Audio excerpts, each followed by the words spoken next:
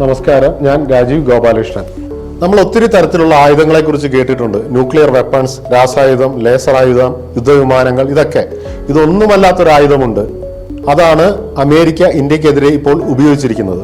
അതെന്താണെന്നറിയാമോ? അതാണ് purchasing power, അല്ലെങ്കിൽ വാങ്ങാനുള്ള ശേഷി, അല്ലെങ്കിൽ വാങ്ങൽ ശേഷി. അമേരിക്ക വലിയൊരു രാഷ്ട്രമാണ്.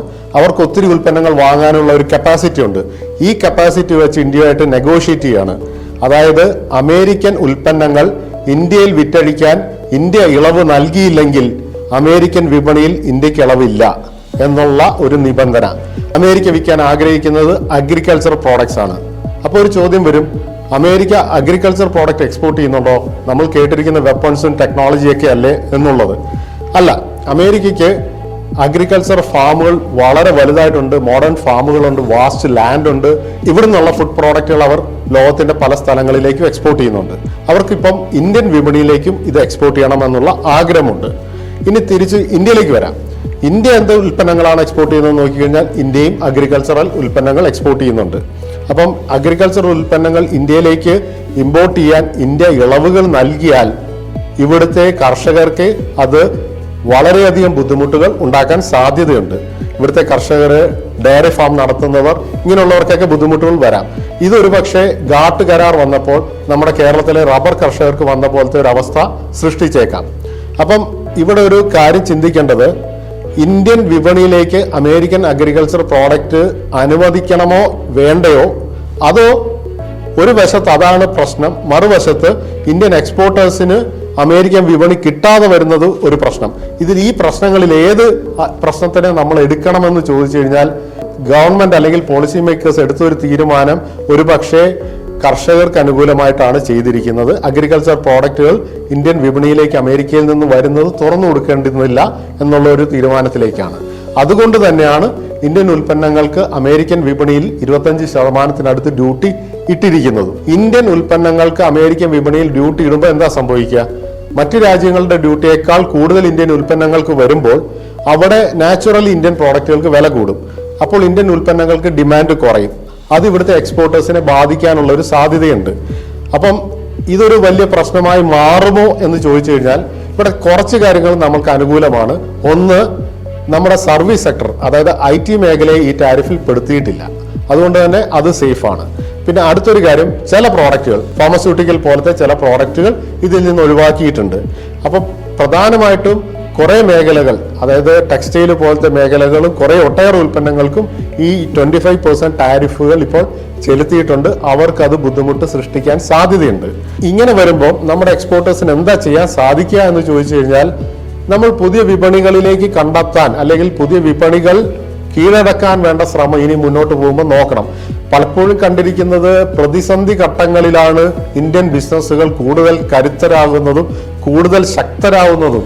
അപ്പം ഇത് നമ്മളൊരു അവസരമായിട്ടെടുത്ത് പുതിയ മാർക്കറ്റുകളിലേക്ക് ഇറങ്ങാൻ നമുക്ക് ശ്രമിക്കാവുന്നതാണ്. ഇതിൽ ഏറ്റവും നല്ലൊരു എക്സാമ്പിളായിട്ട് അല്ലെങ്കിൽ നമുക്ക് കാണാവുന്ന ഒരു നല്ല കാര്യം ഇന്ത്യൻ ഓട്ടോമൊബൈൽ എക്സ്പോർട്ടേഴ്സ് ചെയ്തതാണ്. അവർ ലോകം മുഴുവൻ എക്സ്പോർട്ട് ചെയ്യുന്നു. അവർ ആഫ്രിക്ക, ലാറ്റിൻ അമേരിക്ക, 2 വീലേഴ്സ്, അങ്ങനെയുള്ള എല്ലാ സാധനങ്ങളും പല രാഷ്ട്രങ്ങളിലേക്ക് എക്സ്പോർട്ട് ചെയ്യുന്നുണ്ട്. ഇതുപോലെ പല പ്രോഡക്റ്റുകളും പല രാഷ്ട്രങ്ങളിലേക്ക് നമുക്ക് ചെയ്യുന്നതിലേക്ക് ഇനി മാറണം. ഒരു കാര്യം മനസ്സിലാക്കേണ്ടി വരും, ചില ഉൽപ്പന്നങ്ങൾ അമേരിക്കയുടെ ടേസ്റ്റിനുള്ളത് അത് മറ്റൊരു രാജ്യത്ത് വിറ്റഴിക്കാൻ പറ്റിയില്ല എന്ന് വരും. അങ്ങനെയുള്ള ഉൽപ്പന്നങ്ങൾക്ക് ചില ലിമിറ്റേഷനുകൾ ഉണ്ടാവാം. അല്ലാത്ത ഉൽപ്പന്നങ്ങൾക്ക് നമുക്ക് പുതിയ വിപണികളിലേക്ക് മാറാനുള്ള ശ്രദ്ധ ഇന്ത്യൻ എക്സ്പോർട്ടേഴ്സ് നോക്കണം. അതാണ് ഒരു കാര്യം ശ്രദ്ധിക്കേണ്ടത്. പിന്നെ ഇവിടെ ഇങ്ങനെ സംഭവിക്കുമ്പോഴും ഇന്ത്യയും US തമ്മിൽ നെഗോഷിയേഷൻ ഫർദർ നടക്കുന്നു എന്നാണ് നമുക്ക് മനസ്സിലാക്കാൻ സാധിക്കുന്നത്. ഒരു പക്ഷേ ഇനി ടാരിഫുകൾ, ഇളവുകൾ വരാം അവിടുന്ന്, US നിന്ന്. അത് നമുക്കറിയില്ല എങ്ങനെയാണ് സംഭവിക്കുക എന്ന് കാത്തിരുന്ന് കാണേണ്ട ഒരു കാര്യമാണ്. ഇപ്പോൾ ഷിപ്പ് ചെയ്തിരിക്കുന്നു ഇൻ ട്രാൻസിറ്റ് ആയിട്ടുള്ള ഗുഡ്സിന് ഇളവുകൾ ഉണ്ട് ഒക്ടോബർ വരെ. ഇനി നമുക്ക് തിരിച്ച് പർച്ചേസിംഗ് പവർ അല്ലെങ്കിൽ വാങ്ങൽ ശേഷിയെ കുറിച്ച് വരാം. ഇന്ത്യയുടെ അവസ്ഥ എന്താണ്? ഇന്ത്യക്ക് വാങ്ങൽ ശേഷി ഉണ്ടോ എന്നുള്ളൊരു കാര്യത്തിലേക്ക് നമുക്ക് വരാം. ഇന്ത്യക്കും വാങ്ങൽ ശേഷിയുള്ള ഒരു രാജ്യമാണ്. പർച്ചേസിംഗ് പവർ വളരെ ഹൈ ആയിട്ടുള്ള ഒരു കൺട്രിയാണ്. ഏകദേശം അമേരിക്കയുടെ പകുതിയിൽ കൂടുതൽ പർച്ചേസിംഗ് പവർ ഇന്ത്യക്കുമുണ്ട്. അപ്പം നമ്മൾ ആലോചിക്കും, ഇത്രയും ദരിദ്രമായ ഒരു രാഷ്ട്രത്തിന് ഇത്രയും പർച്ചേസിംഗ് പവറോ? ശരിയാണ്, ഒരു നേരത്തെ ഭക്ഷണം കഴിക്കാൻ സാധിക്കാത്ത ഒട്ടേറെ പേരുള്ള ഒരു രാഷ്ട്രമാണ്. ദുഃഖകരമായ ഒരു കാര്യമുണ്ട് നമുക്ക്. പക്ഷെ ആസ് എ കൺട്രി, ഒരു രാഷ്ട്രം എന്ന നിലയ്ക്ക് നമുക്ക് നോക്കുമ്പോൾ ഇന്ത്യ വളരെ പർച്ചേസിംഗ് പവർ കൂടിയ ഒരു കൺട്രിയാണ്. ലോകത്ത് ഏറ്റവും കൂടുതൽ ക്രൂഡ് ഓയിൽ ഇമ്പോർട്ട് ചെയ്യുന്ന 3ാമത്തെ രാഷ്ട്രമാണ് ഇന്ത്യ. ഏറ്റവും കൂടുതൽ സ്വർണ്ണ ഇമ്പോർട്ട് ചെയ്യുന്ന 5ഉം 6ഉം സ്ഥാനങ്ങളിലായി പല വർഷങ്ങളിൽ നിൽക്കുന്ന രാഷ്ട്രമാണ് ഇന്ത്യ. അപ്പൊ ഇന്ത്യ മൊത്തത്തിൽ എടുത്തു നോക്കിക്കഴിഞ്ഞാൽ ഒരു വളരെ വലിയ പർച്ചേസിംഗ് പവർ ഉള്ള ഒരു കൺട്രിയാണ്. അപ്പൊ നമ്മൾ ഈ പർച്ചേസിംഗ് പവറിനെ ഒരു ആയുധമായി ഉപയോഗിക്കുന്നുണ്ടോ എന്ന് ചോദിച്ചാൽ അതും ഉണ്ട്, നമ്മളും ചെയ്യുന്നുണ്ട്. നമ്മൾ എങ്ങനെയാ ചെയ്യുന്നതെന്ന് വെച്ച് കഴിഞ്ഞാൽ റഷ്യയുമായിട്ട് സംസാരിച്ച് റഷ്യൻ ക്രൂഡ് ഓയിൽ ഇന്ത്യക്ക് ചുരുങ്ങിയ ചെലവിൽ, വില കുറഞ്ഞ ലെവലിൽ തരാൻ വേണ്ടിയിട്ട് നെഗോഷിയേറ്റ് ചെയ്തു. എങ്ങനെ? നമ്മുടെ പർച്ചേസിംഗ് പവർ ഉപയോഗിച്ചുകൊണ്ട് ക്രൂഡ് ഓയിലിന്റെ. അതുകൂടാതെ ഡോളർ തരാതെ രൂപയിൽ നമ്മൾ സാധനങ്ങൾ മേടിക്കാമെന്നുള്ള ഒരു ടേംസിലേക്ക് എത്തി. അതും നമ്മുടെ പർച്ചേസിംഗ് പവർ വെച്ച്. ഇതേ കാര്യം തന്നെ നമ്മൾ UAE ആയിട്ട് ചെയ്തു. ഇന്ത്യൻ പർച്ചേസിംഗ് പവർ വെച്ചിട്ട് ക്രൂഡ് ഓയിൽ രൂപയിൽ തരാനുള്ള ഒരു ടേംസിലേക്ക് എത്തി. അപ്പൊ നമ്മളും ഇതൊരു രീതിയിൽ യൂസ് ചെയ്യുന്നുണ്ട്. ഇനി ഒരു കാര്യം നമുക്ക് മനസ്സിലാക്കേണ്ടത്, നമ്മുടെ വീട്ടിൽ നമ്മുടെ കുടുംബ ചെലവുകൾ ഒരു ഗൃഹനാഥൻ അല്ലെങ്കിൽ ഗൃഹനാഥ ചെയ്യുന്ന പോലെ തന്നെ ഒരു രാഷ്ട്രത്തിന്റെ കാര്യത്തിലും പലപ്പോഴും ചിന്തിക്കേണ്ടി വരും. വരവ് ചെലവുകൾ. ഇവിടെ ഒരു കാര്യം മനസ്സിലാക്കേണ്ടത്, ഒരു ഗൃഹനാഥൻ അല്ലെങ്കിൽ ഗൃഹനാഥ ചെയ്യുന്നത് ഒന്നുകിൽ വരുമാനം വർദ്ധിപ്പിക്കുക അല്ലെങ്കിൽ ചെലവ് കുറയ്ക്കുക എന്നുള്ളതാണ്. ഇത് രണ്ടും കൂടി ചെയ്താൽ അത്രയും നല്ലത്. അപ്പൊ ഇവിടെ പോളിസി മേക്കേഴ്സ് ഒരു പക്ഷേ ചെയ്തിരിക്കാവുന്നത് റഷ്യയിൽ നിന്ന് ക്രൂഡ് ഓയിൽ മേടിച്ചുകൊണ്ട് നമ്മുടെ ചെലവ് ചുരുക്കുകയും എന്നാൽ അമേരിക്കയിലോട്ട് എക്സ്പോർട്ട് നടത്തി വരുമാനം വർദ്ധിപ്പിക്കാൻ ശ്രമിക്കുന്നതിനേക്കാൾ ലാഭം റഷ്യയിൽ നിന്ന് മേടിക്കുന്നതാണ് എന്ന് കണ്ടാൽ ആ വഴിക്ക് നീങ്ങുകയായിരിക്കാം ചെയ്തിരിക്കുന്നത്. നേരെ മറിച്ച് റഷ്യയിൽ നിന്ന് ക്രൂഡ് ഓയിൽ മേടിക്കുന്നതിനേക്കാൾ ലാഭം അമേരിക്കയിലോട്ട് എക്സ്പോർട്ട് കൂട്ടിക്കൊണ്ട് വരുമാനം വർദ്ധിപ്പിക്കുന്നതായിരുന്നു എന്ന് കണ്ടിരുന്നെങ്കിൽ ഒരുപക്ഷെ അതിലേക്ക് പോകാം. ഇനി റഷ്യൻ ക്രൂഡ് ഓയിലും അമേരിക്കൻ തമ്മിലുള്ള ബന്ധം എന്താണെന്ന് ചോദിച്ചു കഴിഞ്ഞാൽ, റഷ്യൻ ക്രൂഡ് ഓയിൽ ഇന്ത്യ മേടിക്കുന്നതിനോട് അമേരിക്ക അനുകൂലിക്കുന്നില്ല.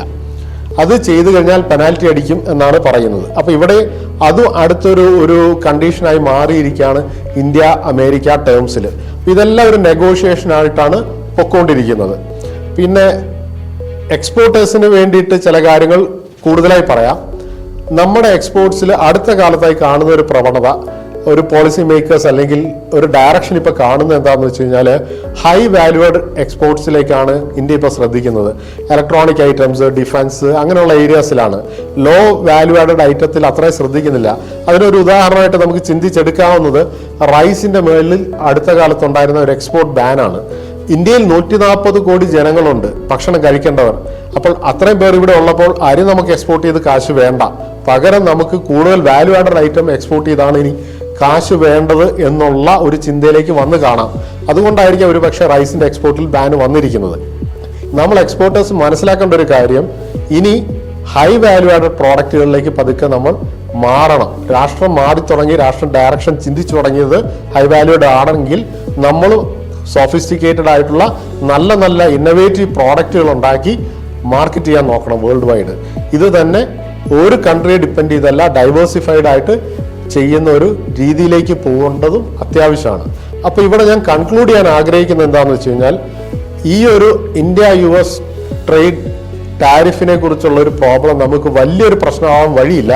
കാരണം ഇപ്പം അനാലിസിസ് പ്രകാരം ഏകദേശം 0.2% നമ്മുടെ GDP ഇത് അഫക്റ്റ് ചെയ്യാൻ സാധ്യതയുള്ളൂ.